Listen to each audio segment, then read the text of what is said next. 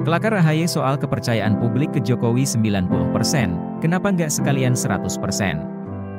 Jakarta, Ketua Umum, Ketum Partai Demokrat, Agus Harimurti Yudhoyono, AHY, menyinggung soal hasil survei kepercayaan publik ke pemerintah Presiden Joko Widodo, Jokowi, mencapai 90%. AHY berkelakar mengapa tak sekalian 100% supaya tidak melakukan survei berkali-kali. AHY mulanya menyoroti ekonomi di RI yang tak mengkategorikan prioritas. Di saat keuangan pemerintah krisis, justru mengambil langkah lain dan tak menyelesaikan permasalahan sebelumnya. Saya juga menyoroti sekaligus tentunya senyum ketika tadi saya ditanya, tadi siang ketika saya turun ke lapangan. Tapi faktanya, 90% publik mengatakan puas terhadap pemerintahan, 90%.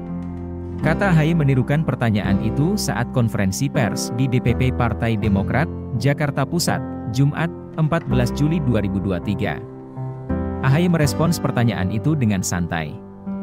Dia lalu berkelakar mengapa tak sekaligus 100%. Menurutnya seharusnya pemerintah percaya diri mengakui kekurangannya. Saya responsnya dengan santai sebetulnya, kenapa nggak sekalian 100 saja supaya tidak perlu melakukan survei berkali-kali untuk menunjukkan peningkatan, tutur AHY.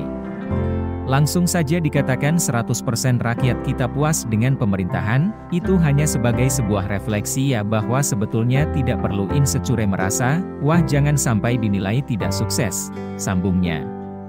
Menurutnya sesuatu yang ditutupi hanya akan meledak menunggu bom waktu. Ia menilai fakta di masyarakat banyak yang mengeluhkan kondisi ekonomi saat ini. Karena kalau hanya menutup-nutupi statistik tertentu, dengan angka-angka ataupun pandangan-pandangan yang kualitatif. Mohon maaf kualitatif itu tidak jelek, tetapi kalau sudah masuk wilayah manipulatif berbahaya. Karena sebenarnya hanya untuk menyenangkan diri padahal banyak masalah, banyak bom waktu yang ditanam, nunggu meledak, ujar AHY. Sampai dengan tadi sore banyak yang mengeluhkan bahwa kondisi hari ini banyak permasalahan, katanya. Ia mengatakan pertanyaan survei yang diberi ke responden tak mewakili keadaan sebenarnya. Masalah rakyat hanya dinilai dengan puas atau tidak menurutnya terlalu sederhana. Tapi coba pertanyaannya begini, apakah Bapak Ibu, Saudara, merasa harga kebutuhan pokok hari ini terjangkau atau tidak? Pertanyaan kedua, apakah Bapak Ibu Saudara merasa bahwa lapangan pekerjaan hari ini mudah atau sulit?